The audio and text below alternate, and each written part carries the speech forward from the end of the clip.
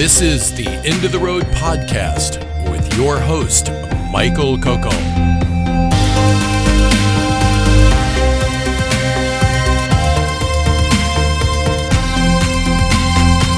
Exploring the horizons we never touch because we're already there.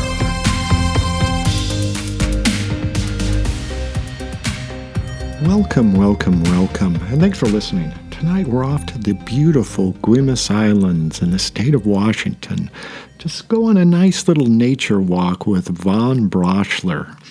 We're talking all about his new book called Programming Your Lucid Dreams, which is a wonderful exploration of kind of the intersection or maybe the spectrum of consciousness, lucid dreaming, thought forms, and reality. And although that sounds very technical, it's really not. I mean, it's the flavor and the gentleness of Von is more like going on a nature walk with him where you can experience all the wonderful varieties along the way. So without further ado, let's get started with the seminal question, that being, is reality a dream? Or are we dreaming right now?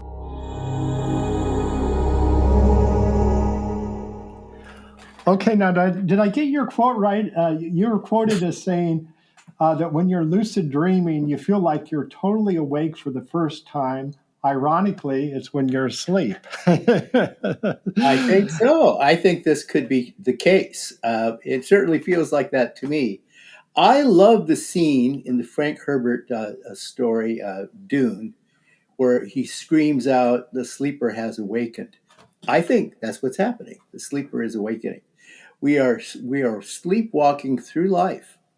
We're not fully conscious. In fact, my favorite quote is, "We are deathless, unborn consciousness." I'm reading it from a plaque I put over my desk so I never, ever, ever forget it. We're never really born. We're never really dead. We are deathless, unborn consciousness.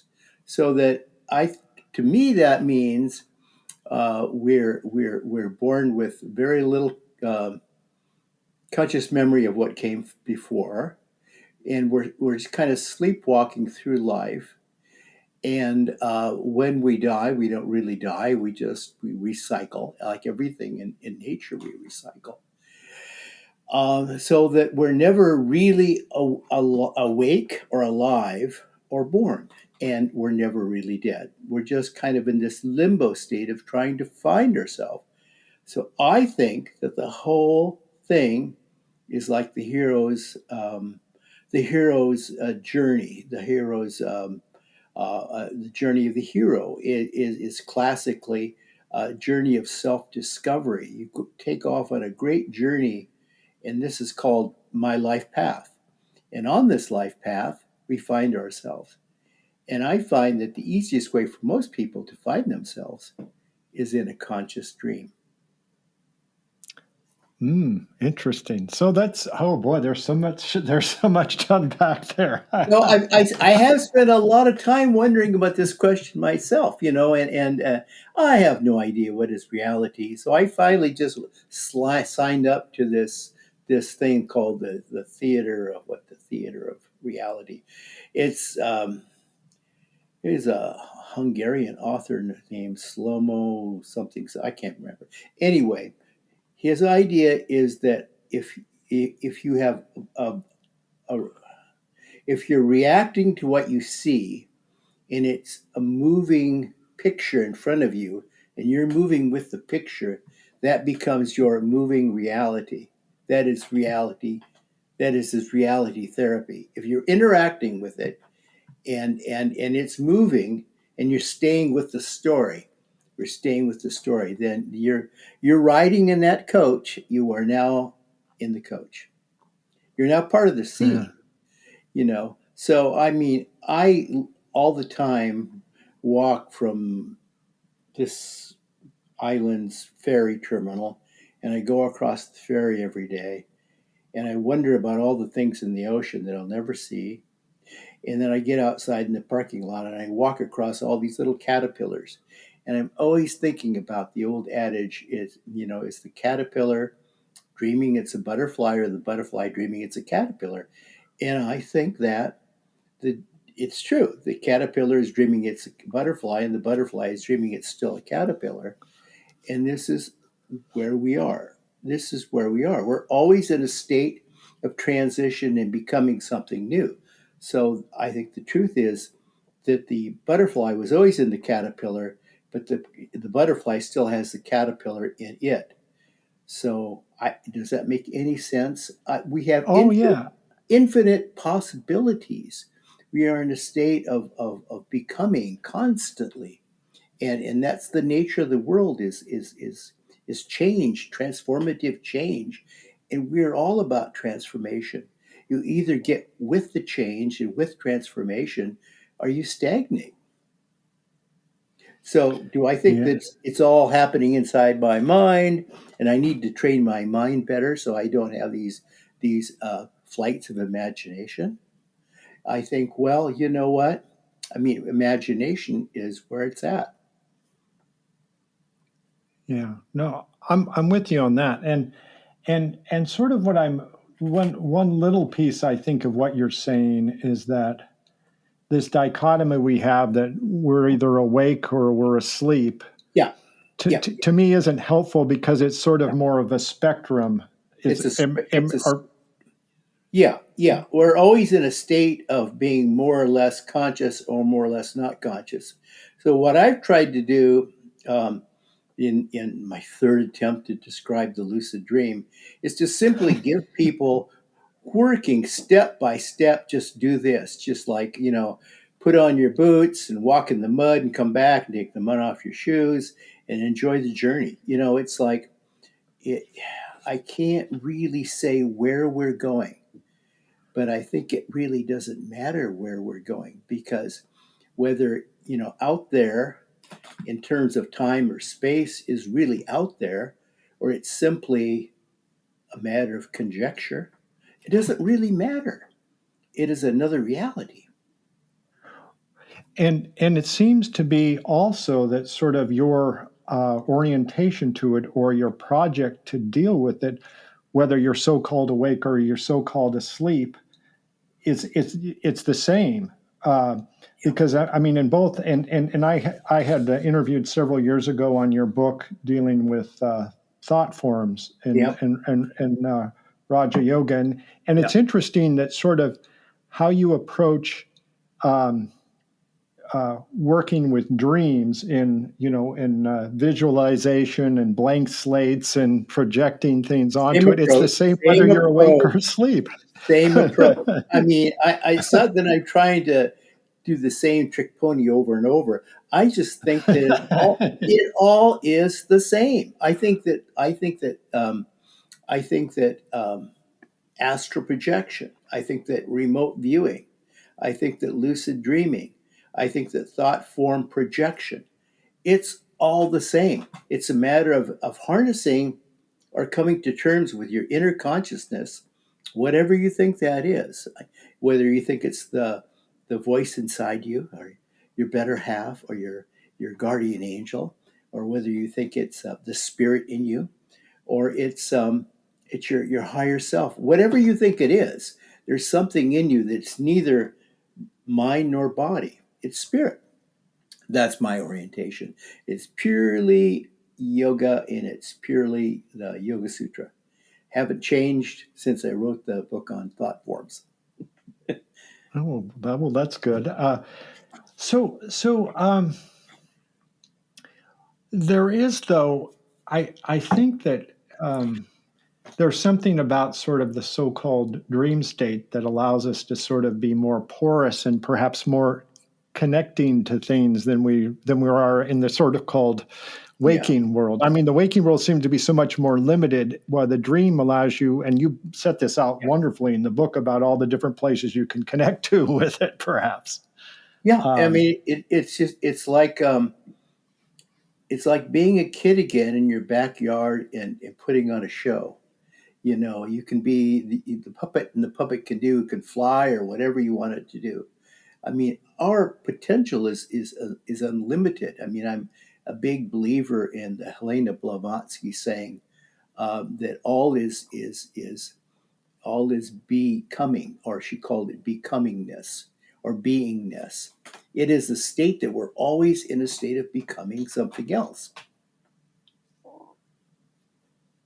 And so, how do you think of um, is it just a sort of a different kind of trance Yeah, that the dreaming is, it is a or is trance. It is a trance in the way that shamanic dreamers, dream walkers do dream walking.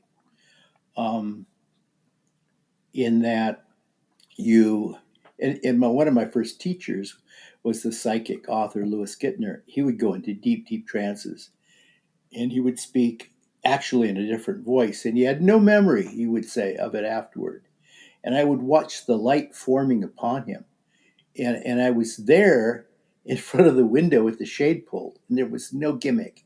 This was happening, but not to be like, dramatic. But I think that our consciousness is something we need to come to grips with. That our consciousness can align us with other, uh, if you will, supernatural or divine forces. Traditionally, dreams were regarded by the ancients, as far back at least as 5,000 years ago, as divine uh, visits.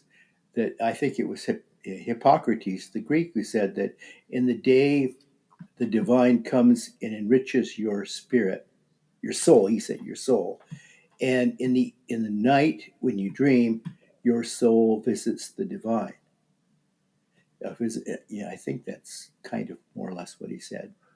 Don't speak Greek. yeah you yeah no what you said in the quote, and I really like that in the book. I said that at least in your book, you've said the soul receives images during the day and Yeah, produces images during the night. that's it. That's it. Is That's it. that That's it. yeah That's what I meant. That's what I meant. And so I mean, it manufactures. So I know a lot of people try very hard to think that the physical brain is manufacturing these dreams, and it does produce dreams, the mind. But these are not the dreams we're talking about in lucid dreaming. Lucid dreaming is something else. Lucid dreaming is neither the physical brain or the mind. It is your consciousness. It is your consciousness of which all living things share a common origin, of energy and awareness. Um, so that when we dream, we can link our consciousness, our energized awareness, to the energized awareness of others and to higher forms that is supernatural. That's why I'm coming more and more to see this great dreamscape as the journey of the hero's journey. Because in the hero's journey, the hero will travel somewhere beyond the known world and will actually um, be challenged by uh, supernatural forces, or will be mentored or assisted by supernatural forces. And this is exactly what happens when we link our consciousness to universal consciousness, pure Raja Yoga. okay. So that's interesting, because I'm with you. I mean, it's it's my experience. So I have experienced that, like, there's a certain energy with the dream that's almost like the energy of consciousness, and then it's more located in the brain area, and then when you bring down the consciousness to the body, in the heart, or the hara or the tendon, something, then the consciousness slows down and it's sort of more still. But see, Yeah, you're talking about something a little different with that connection, and that's what I think I'm missing, sort of yeah, in yeah. my practice. And I so, think it's a high wire act. It's a high wire act. It is in yoga, reaching out, reaching beyond to the oneness of all, universal consciousness. Jung's, consciousness, uh, out there, and um, yeah, that's what I think it is. So how do you foster that connection to universal consciousness as part of your dream practice then? I think that you can program a dream to allow your consciousness to go and seek out connection, which is very easy with universal consciousness. I mean, there are many people among us who have done this, and they didn't even call it dreaming. The people who are divinely inspired, they would get their insights from somewhere. And it's often said that people will get insights simultaneous to the same insights of other people. That the idea is just floating out there, and you get it. Think of like radio waves traveling around the world, never ending. So it is with consciousness. These thoughts are out there floating, floating, floating. And in a Hindu sense, this is Shakti and Shiva together, energy and consciousness working. And this is the part of us that most people suppress. And when we don't suppress it, we will sometimes have, despite our best efforts to avoid it, a random, sporadic, sudden, surprising lucid dream. And it's startling to people that they have a vivid dream that's so colorful, so impactful, so meaningful, so detailed, and so personal in the message that is given to you, that it's almost like someone's handing you answers, or giving you an audience. We don't get this in a common dream.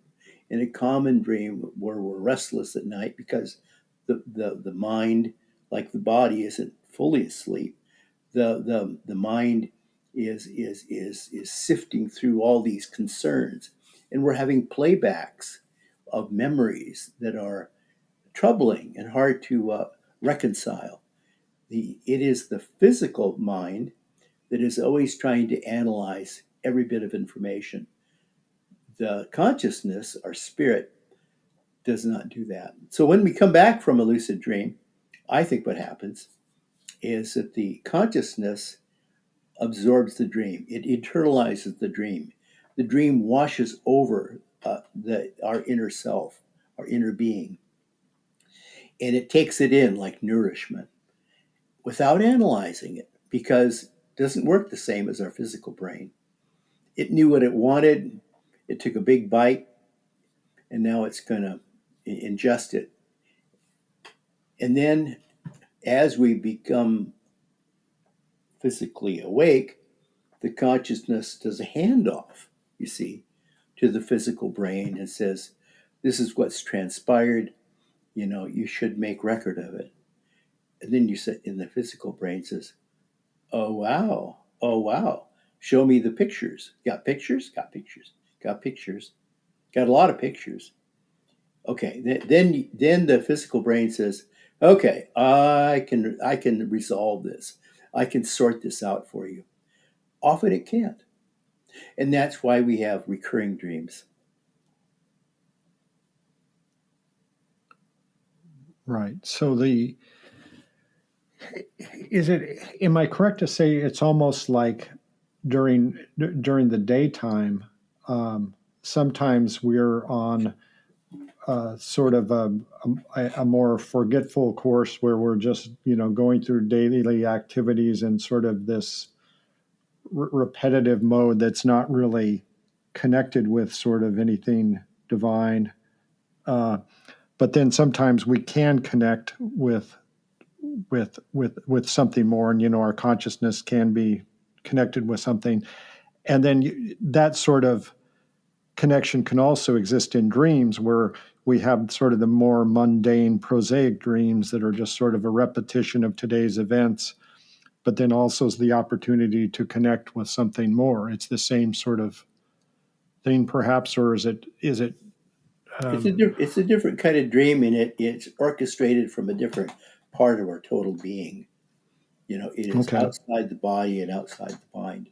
It is outside your memory. One test of a conscious lucid dream is if you have no memory of seeing this before. This is totally new. If this is outside of your frame of reference, then it is Right. outside of your known world. You stepped outside the known world.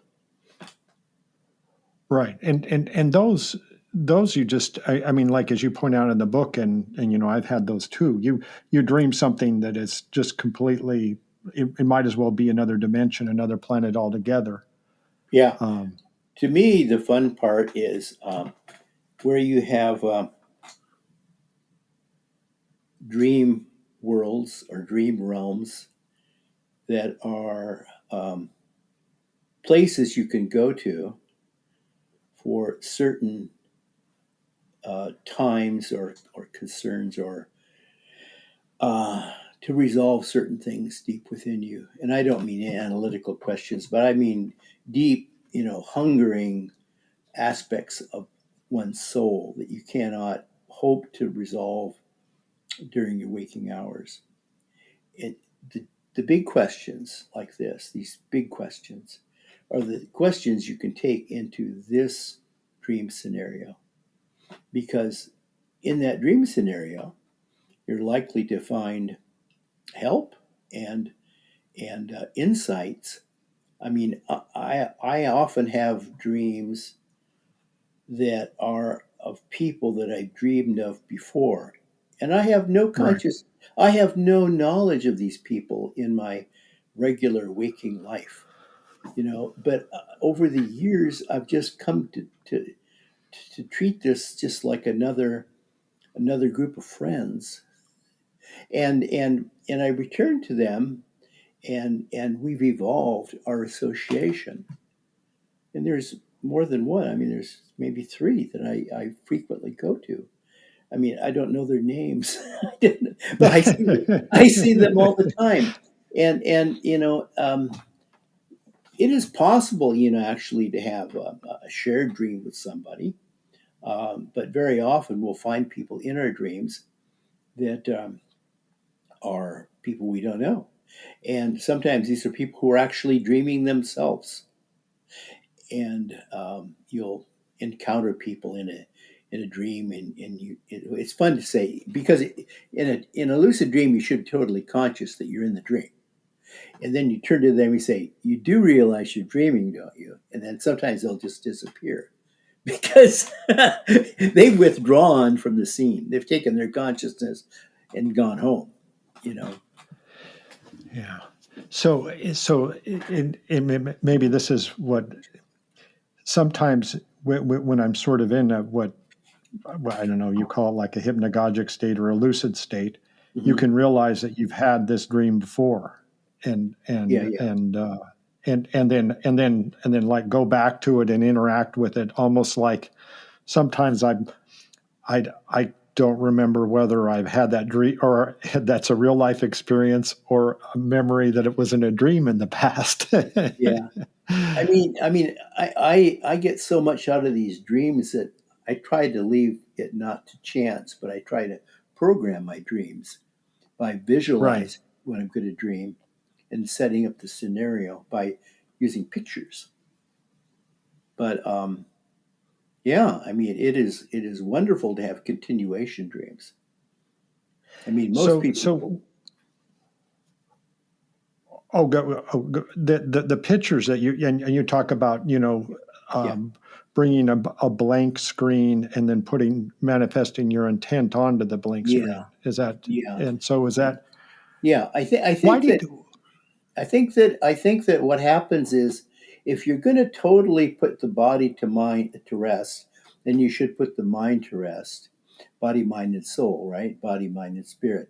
So you put the body to rest, you put the mind to rest, and then your inner spirit then will be free to come forward and experience outside of the realm, of the everyday. And this is only when can only happen when the body is really asleep, and the physical mind is really asleep. I mean, the physical brain. I think that's really important.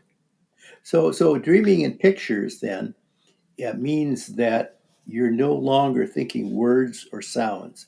It means that you're no longer doing associations of the five physical senses. So I always encourage people not to use incense, not to use, meditation music, not to use like little bells and things that I used to think were Right. so great. That will take you into a meditative state, which some people would call like a dream state, but it's not. It's really not. And so, I mean, I used to try to do these meditation classes, and I found that most people just really can't meditate because they just won't allow themselves to let go. So I think the important thing to do in a lucid dream is to learn to let go. Remember when this was once an expression, the secret of letting go? Well, it's an Eastern principle that you have to let go. You have to let go of the body and the mind in order to really, really go deep into a trance. And we're talking about an altered state of consciousness. So the words get in the way, the five physical senses get in the way. In its place comes consciousness with a heightened sense of awareness. Hence, we have energy and consciousness with awareness, Shakti and Shiva, awareness and energy. Do you actually meditate while you're dreaming? Yes. And how does what sort of is that sort of I guess what I was thinking that that's sort of something I've done is that I realize that by meditating it can keep me in the dream, and then if Yeah. it's almost like I realized if I can keep it, if I can keep the keep it down and lower, not in the Yeah. Yeah. mind, Yeah. Yeah. Yeah. I'll stay in the dream. I'll stay in Yeah. the dream. Yeah. I'm using it like meditation. You've caught me. You've caught me. But see, this is the thing. Is like most people just can't meditate deeply enough to really do any good. They reach a state of quiet contemplation and reflection, and that's all well and good. But to go really deeper into an altered state of consciousness, into a trance-like state, you know, I write about the people in southern India, the Samadhi mystics, that went into Right, deep right. dreaming during the tsunami. And I can't remember the exact year. This is maybe 15 years ago. They had a huge tsunami that hit Indonesia and southern India, and the Samadhi mystics that practice, consciousness training right out of the Yoga Sutra, Raja Yoga. They would start their young ones, their novices, by teaching them to do really deep lucid dreaming, and they would be really gone, really gone. And I thought, wow, this is it. This is really it. But when the tsunami hit, their teachers were faced with the difficult decision: do we wake them in the middle of these dreams, or do we, what about moving them? I mean, moving them while they're sleeping might be a problem. And they considered how deeply they were in the dream, not moving, not twitching. Eyes weren't moving. Ears weren't twitching. Nothing. They were just gone. The body and mind were totally asleep, and they were gone for hours and hours and hours. And ultimately, they decided just to bundle them up and carefully move them by hand, pick them up and move them. And some of them were like 3 days into a dream. So, I mean, I thought a lot about that when I did a workshop at the Omega Institute in New York. I took a diverse group of people And I had a whole week to put them into dream work. And I taught them how to set up their dream, how to visualize the dream, how to enter the dream, and how to leave, how to launch the dream. Then I said, where you want to go is up to you. If you want to go look for your lost keys, you want to go look for yourself in an earlier time of your life, if you want to go visit somebody somewhere else, wherever you go in your dream is up to you. I mean, that's between you and your inner spirit.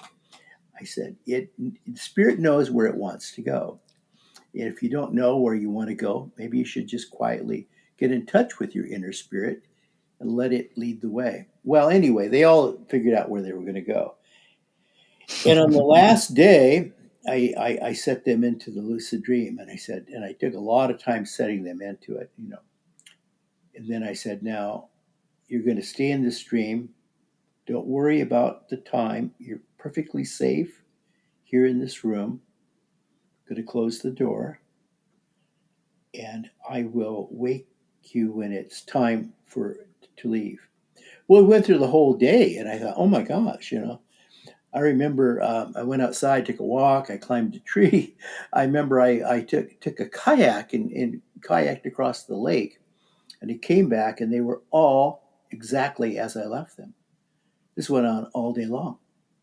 And the person that was recording our workshop said, this makes no sense to be recording this. Nothing's happening.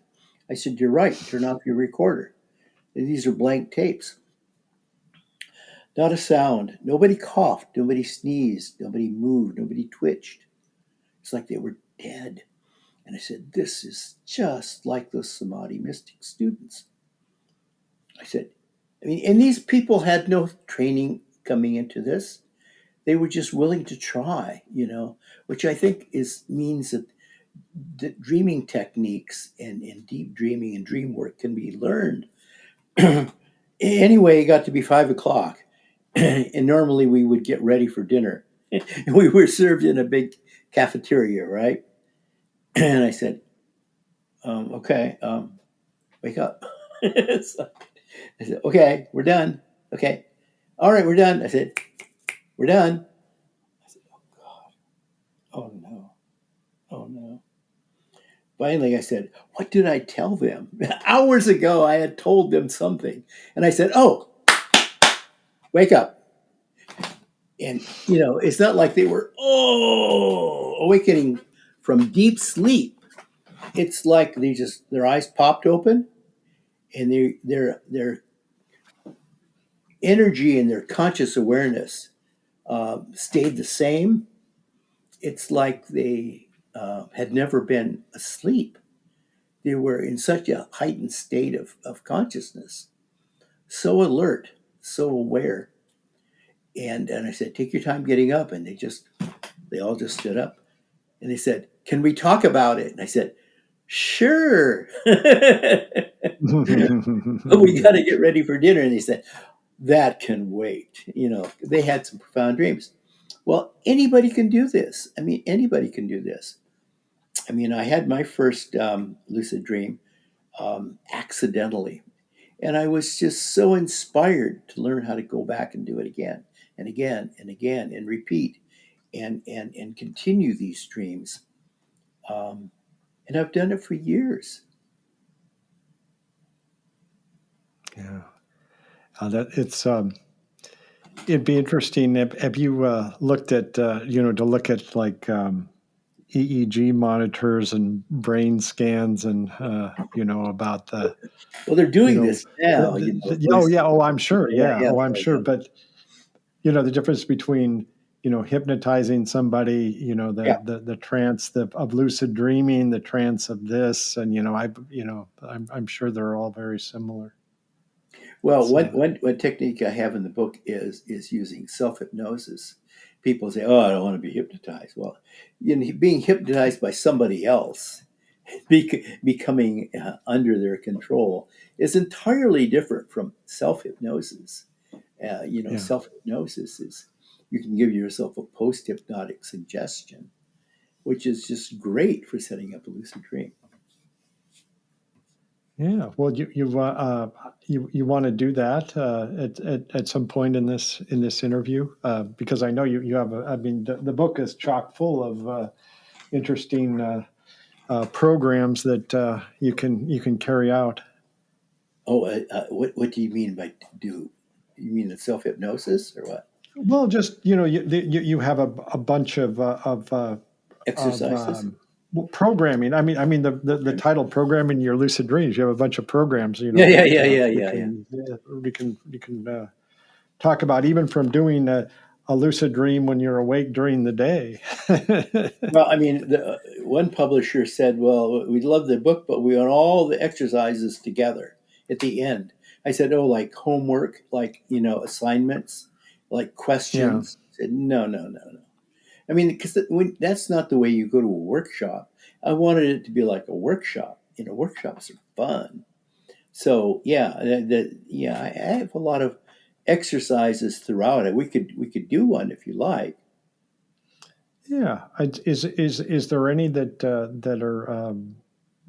you think are more relevant to the discussion we've having about Well, sort I of like the one the on mapping your dream because people want to know where they're sure. going to go. So I mean, if you Yeah, don't mind, I will walk people through that, yeah. and I'll actually read it if that's okay. Yeah, absolutely. And another thing before we do maybe we could say that to the end. I think Oh, maybe sure. you want to talk about guides that you use along the way too Yes. before we start mapping. Yeah. So when I first started doing this, my first one was on a mountaintop in Oregon, and I was on Mount Hood, and we got snowed in, and I had a lucid dream. And I was in a house that had no heat, no electricity, no food, no water. Plumbing was frozen. I had a river. I had a river, had a forest, and a bunch of cats were looking to eat me, I think. And and I had a very cold bedroom. And I decided that I would read during the day and then just fall back on the bed at night. One night I fell back on the bed. It's like I was gone. And I saw myself floating higher and higher and looking down at the room at myself on the bed. And I floated above the roof. And then I was in the trees and I was looking at all the snow and I was trying to figure out where's my car. And then I realized that my car was buried. I couldn't find it. And I kept going higher, higher. And then I thought, like, well, where am I going to go? And how do I control where I go? And how do I navigate? And it's like, well, this is all well and good, but this is a little bit scary. So the minute I thought that, I was back in my body, of course, which uh, people should realize that there's really no danger in lucid dreaming because you're always connected to your body, so you're always going to snap back when you're ready or when you're worried. So I was worried. I came back and there I was on the bed and I was like, whoa. I was like those students say I was wide awake. And I thought to myself, I need a guide. I need someone to help. And I tried to call my friend Lewis, and he was gone. He traveled a lot, and oh well, I have to call him later. I started reading, everything I had, and it's like, oh, but I need some help. I need someone to take me by the hand to take me somewhere. And and like a little boy, and it's like I would hold somebody's hand. I'd say, and they say, "Where do you want to go, little boy?" And I'd say, "Well, I want to go to this place." And then they say, "Okay, hold on tight." And they'd take me there. And that's kind of the way I pictured a guide. And I said, "Well, I have to get a guide. How do I get a guide?" I says, like, I don't know how to summon a spirit or something. I just like, how do I get a guide? So I said, well, I'm going to visualize one. And then if I visualize hard enough, maybe a guide will come to me. They'll. I've always believed in thought forms going out there and being picked up. So I did that. And I did that for a couple of days. And I got to where I pictured what the guide would look like.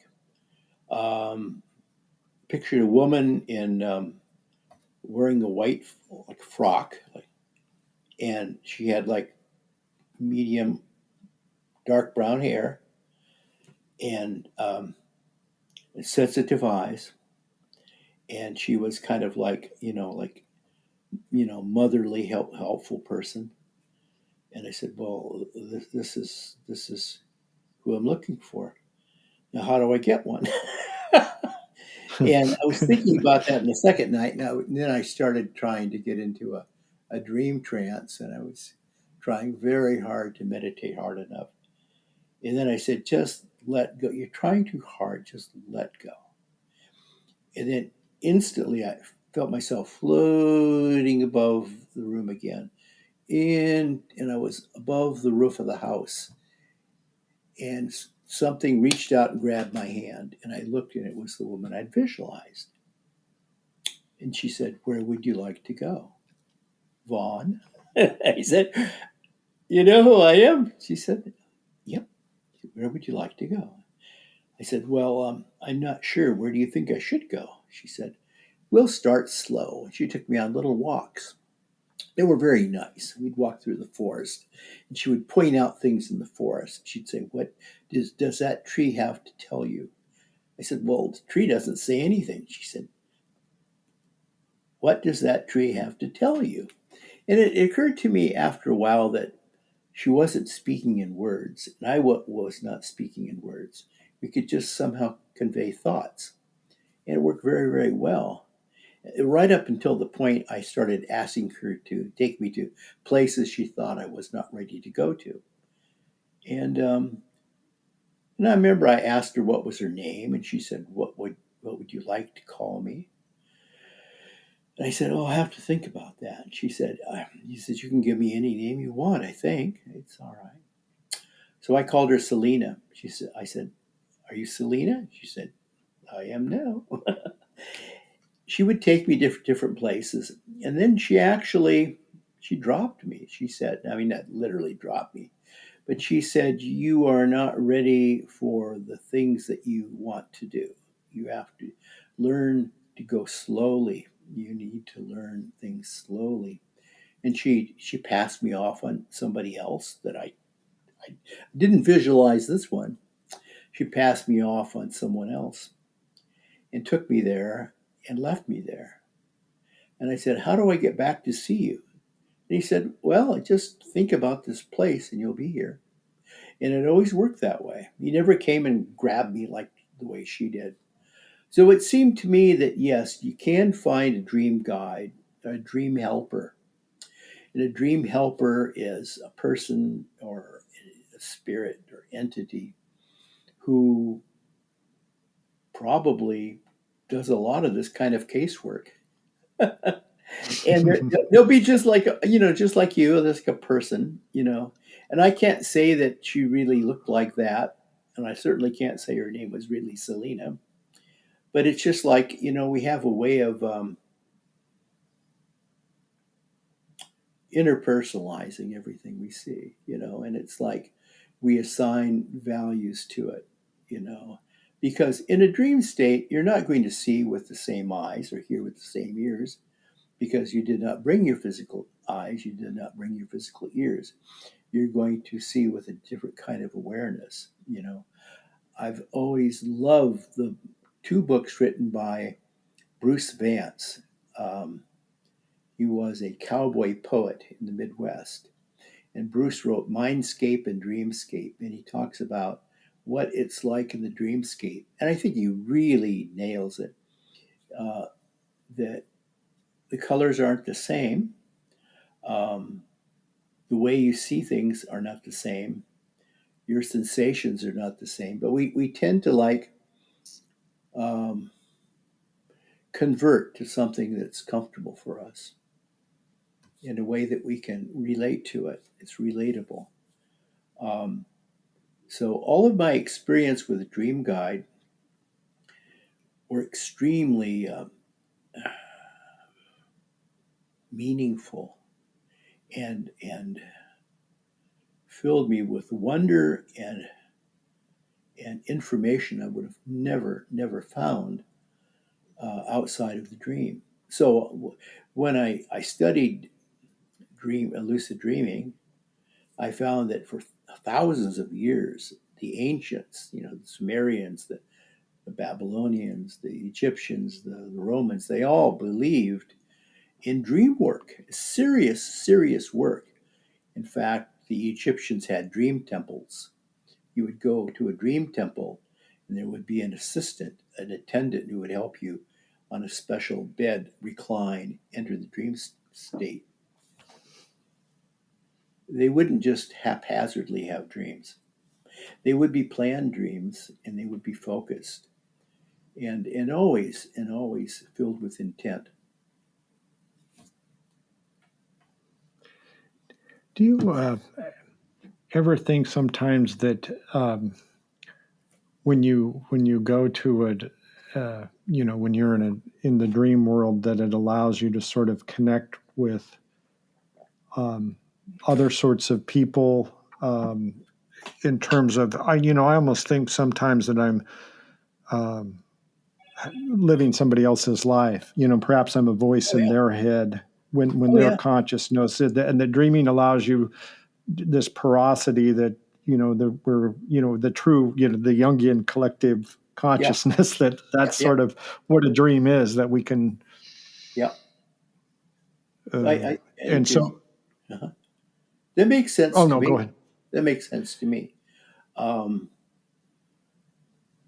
I mean, I could be And dreaming you, and you could be dreaming me, but as long as we're reacting to the experience, it becomes our reality. I think. so when your intention of mapping this is, how is that, is that just like literally just like in your waking life, the intention is to sort of set a destination, as opposed to or does it have a different sort of feel, given that it's in the dream, uh, the quote unquote dreamscape?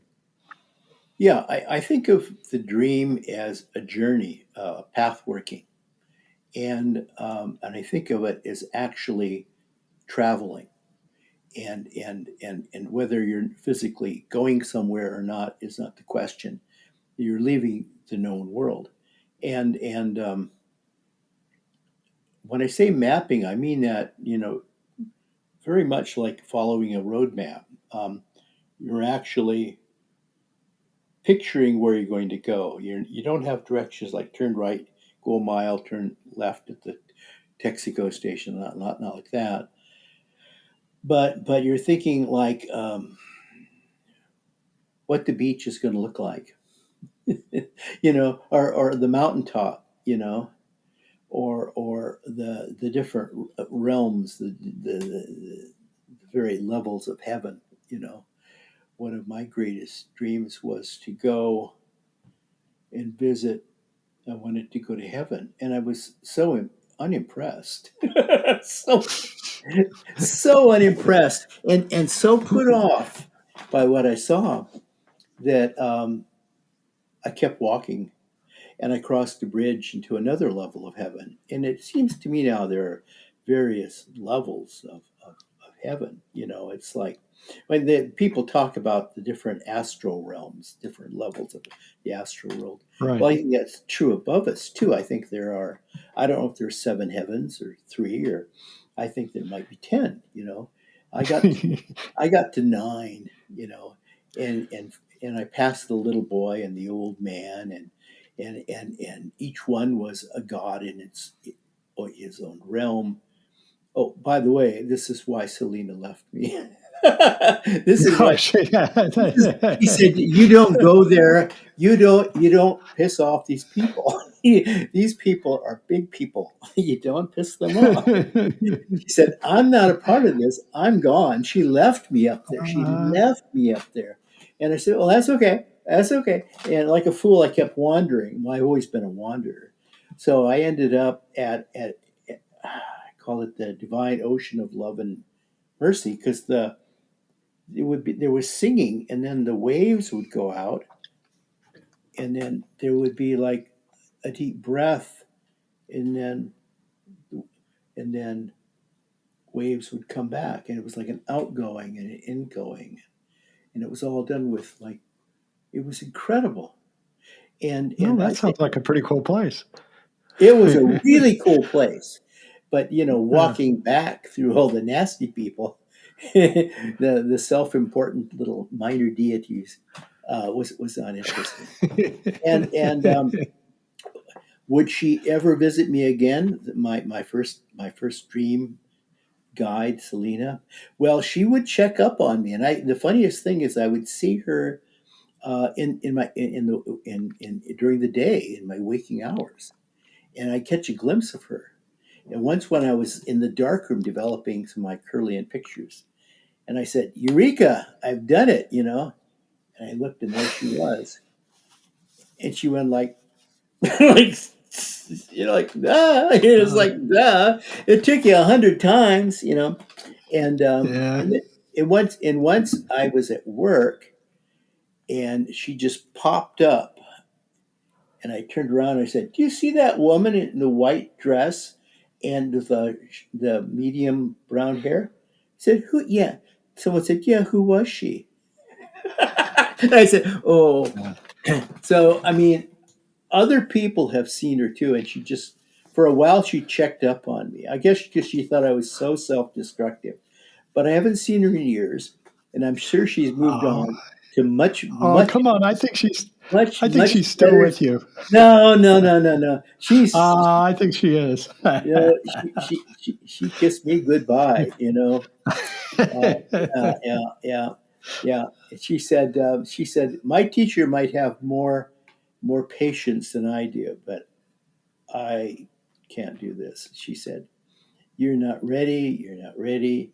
And I said, "Well, how will I be ready unless I go?" She said, "You need to be careful." And I think this is not bad advice. I think in our lucid dreaming, if we wanted to be adventuresome and go places, we have to recognize that we really are going somewhere, and that your consciousness. I don't know how indestructible it is, but I think there's probably a consequence to everything we see and do, and so I think that it's very meaningful to be in a lucid dream. Yeah. Well, let's map someplace. Let's get the blank slate and let's Well, my show. favorite place to go is, and I always try to walk people through this in a group, is find a place that's your special healing place, and you need to visualize that the kind of place that would be like perfect for you, whether it would be a place of tranquility and rejuvenation where you can go and quietly rest and get better. And this might be beside water or in the mountains. It might be in a meadow. I mean, mine is on a bluff, the edge of the forest, overlooking the pounding surf. I love that. And I always go there if I'm physically sick or emotionally upset or just kind of spiritually uneven, on edge. I just go there and I just feel so much better because it's a place of complete rejuvenation. And we can set up these places. We can set up special places. We can set up. I think it's important to set up an altar somewhere where you can go and and and Yeah. and visit. Just your altar. No That's visiting right. hours, just you. Well, I want Selena to come with me.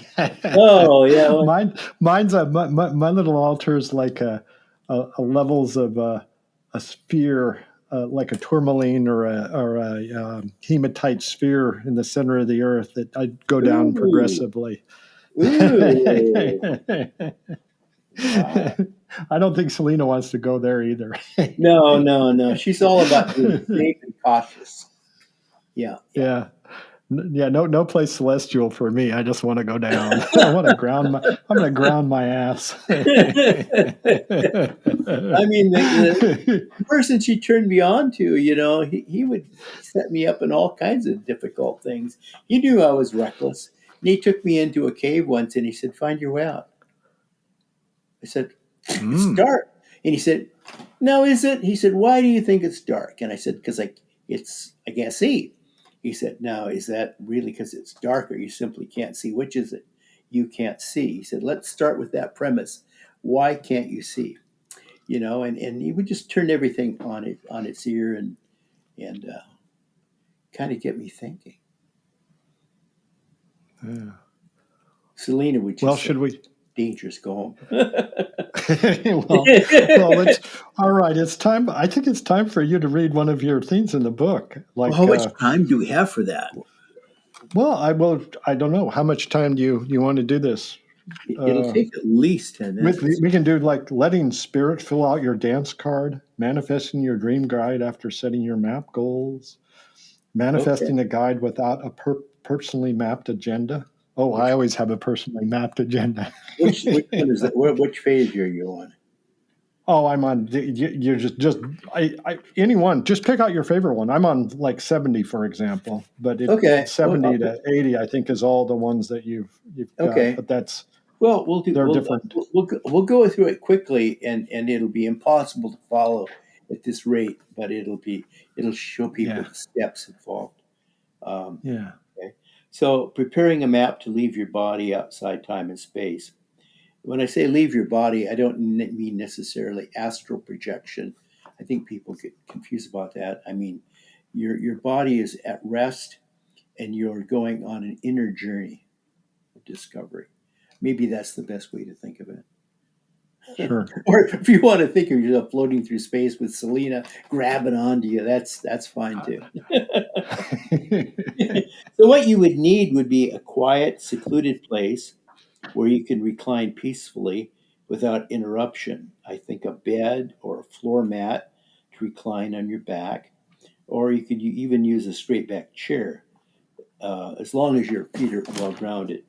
Loose fitting clothing with shoes, socks removed, jewelry, watches removed.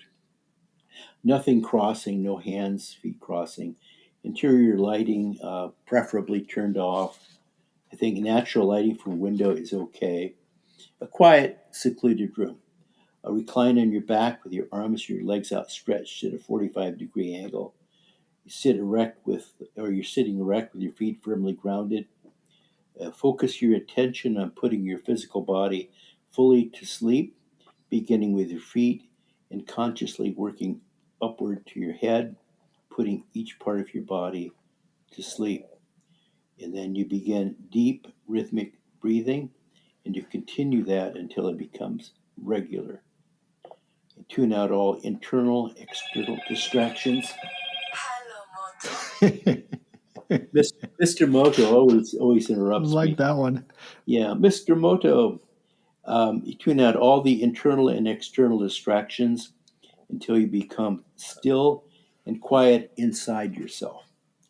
And once you become comfortable and you feel that you have reached an inner peace, then assure your physical mind that it can go to sleep too, into a deep sleep mode with the rest of your body for a short while, allowing your heightened consciousness to now come forward. And then you'll notice a heightened consciousness now racing through you while your body and analytical mind are at rest. You may see a darkness inside yourself, and in that darkness, begin to project a clear blank slate in front of your mind's eye. You begin to draw a picture of a time and a place that you want to visit in your dreamscape and what characters and lessons you wish to discover there. And don't think in terms of words or sounds, but only in terms of pictures. Do not analyze your pictures. Your consciousness will understand them and accept them as a clear map to take you where you want to go. You sense your causal body with your intuitive abilities and sense the chakra power of your will center to power you in your journey outside the physical body. You might see the yellow or orange light energy or hear the musical note E inside you without uttering a sound. Rely now on your acute awareness. Now tuck the map that you have drawn into the back of your consciousness, recognizing that when you recall it, you will automatically leave your physical body with this map as your perfect guide. Reconcile yourself to leaving your physical body in your journey, then recall the map to trigger your automatic departure beyond known space and time. When you arrive at your dreamscape, you orient yourself to your presence there and your surroundings.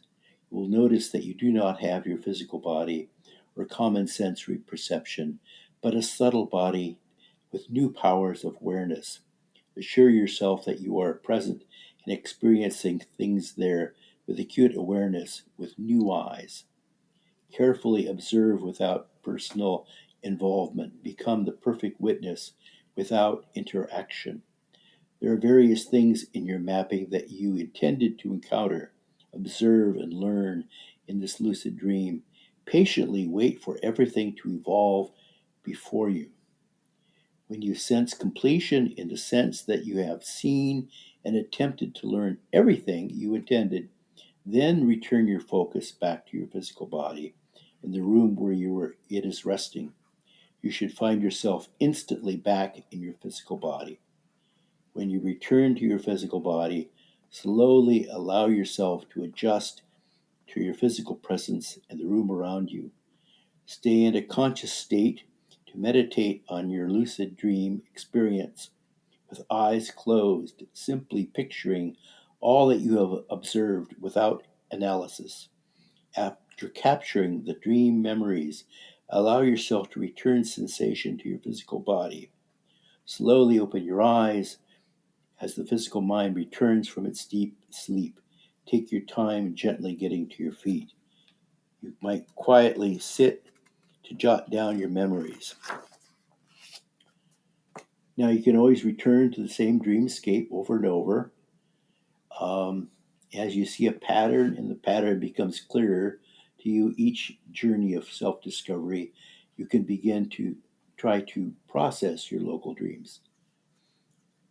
Recognize that they will mean more to you on a spirit level than a physical level that could be processed analytically by your mind. So I think it's very hard to analyze a lucid dream. I think you internalize the dream, you let it wash over you, and I think that you own the dream. The dream becomes you, and it's like a song. Once you've learned the song, you don't have to keep thinking the song. It's in you, and that's a technique that works for me at least. Yeah. Yeah, it must have worked for your Omega workshop participants if they were able to Yeah, enter that state all afternoon too. And yeah. And I've tried these techniques on other groups. I've done a lot of work with people, taking them to their special healing place. And once people find that healing place, or it could be your special altar, you can always return there because you've been there. You know, it's like you know how to get there. It's familiar territory, and it's easy then to visualize it. I think it's important to visualize it in terms of pictures and not words.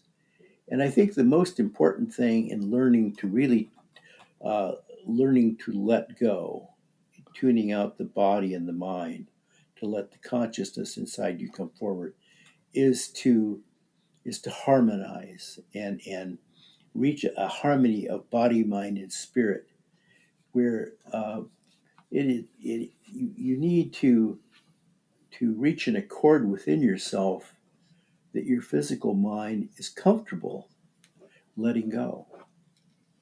Most people are not comfortable letting go.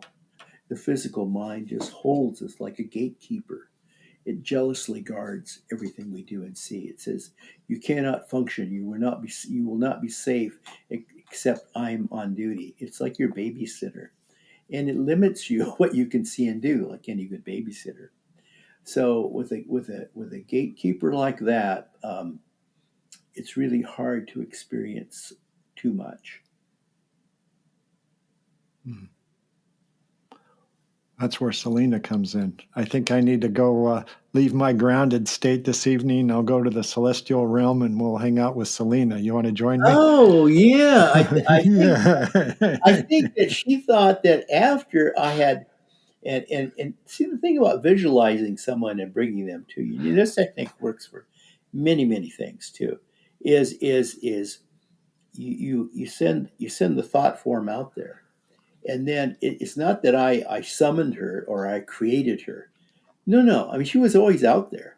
It's like I send the thought form out there, and it would be so there would be so many connections to her, so many ties that she picked up on the message, and she came then to me. It's not that I summoned her. I like sent out the signal that I wanted to see her, and then she came and found me. And then she said, "Oh no, this boy, he's not ready."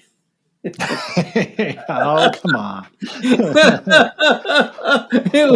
It was so embarrassing to be Uh, abandoned by I your think. travel agent. I think. Well, anyway, so if people are you still at Von Braschler website von Braschler website.com if Yep, people want to yep. hear about your interesting dream activities and Yeah, spirit yeah, guides and yeah, time yeah. travels and time loops and Yeah, yeah. there's Well, all kinds of there's the all next one's going to be subtle energy bodies. I think that'll be fun. oh That'll be is that fun. the next book coming out? Yep. That yeah, Subtle energy bottles. that's a year and a half away. But it's written in it's in the process, and it's like I think that consciousness does not reside in a certain place. We think that everything resides right here, right? No. Nope, Your I don't. Oh, But thank you. No, I mean, your I consciousness. I like to think out of my ass, not out of my head. Oh, It's more oh, grounded that oh, way. oh, oh. I know so many people that says that it's all coming out of your brain. It's like, well, No. no, I don't think so. It's like, I turn that Victrola off at a certain hour. But I still think about saving the needle. We don't use the needle anymore. But I think that our consciousness exists on all levels of our being. It's everywhere, all around us and inside us. So I think that we have like a mental body, we have a physical body, we have an astral body, we have spiritual bodies, all of the causal bodies. All of these bodies, these are subtle energy bodies. These are our connections to uh, alternate planes of reality. And I think that a lot of people have kind of misread what yoga has to teach about this. Yeah. Well, I'm looking forward to the subtle bodies. In fact, I just there was a book that I was just looking at the other day called it was like in the Oxford subtle body. Simon Cox, I believe it was. He's kind of more of an academic. So I mean, you're more of a. I think I much prefer the non-academic bent on that. So I'm looking forward to your subtle body explanation on that because I think that's very important, um, um, sort of to navigate anything. Is the subtle body, not the flickering candle of our brain, perhaps, but the subtle No, no, body. no. My Yeah. flickering panel is getting dim. I need one of those little light, those tall lighters, from the fireplace here. You can go Yeah, that's anywhere, and yeah. yeah. Well, that's like yeah, exactly. But the flickering, I think that like going back to the beginning, from your quote on the wall. about Oh yeah. not being born, not or no subtle candle, no flickering candle in the mind. It's always been there. Yeah, yeah, And it's yeah. there when it goes out. Who said that quote, by the way, on your That's that from you the Yoga quoted? Sutra. Oh, It's, okay, figures. yeah, Yeah, yeah, I said, it's also yeah. repeated in The Voice of the Silence, which I believe is a book that's it's an old book. I think it comes from the same era and Hmm. comes from the same source as the Bhagavad Gita. And I can't think of what the original book was, but it's been reprinted as The Voice of the Silence, which is like walking through various chambers, and with each chamber, you're reducing. Uh, you're quieting voices inside you till you get to the final, the eighth chamber, and then at that point, now someone's going to hear this thing and say, "Oh, he's all wrong." But it seems to me that you walk through these eight chambers, and at the end, it's totally quiet. And then when it's totally quiet, then you can really hear because there's That's so right. much noise that's drowning out everything that we can't really That's hear. right. Yeah, yeah, yeah, yeah. Yes. Well, we both know who's at the end, right? Selena Right. is at the Selena's at the end, and she's I swear she's writing it all down too. Doggone it.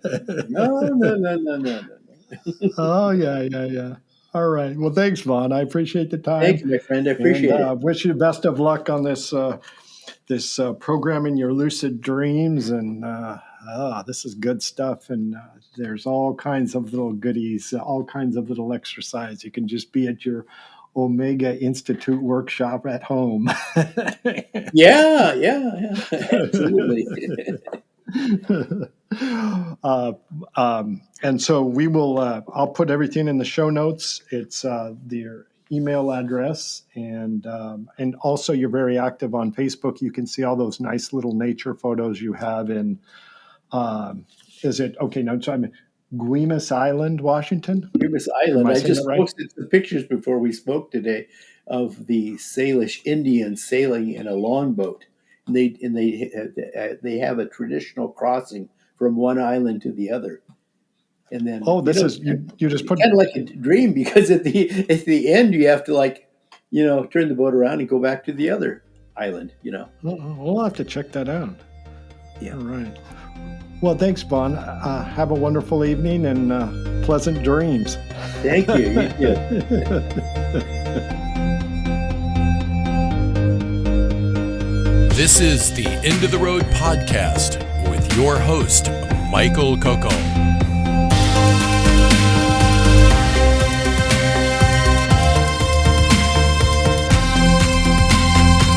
Exploring the horizons we never touch because we're already there.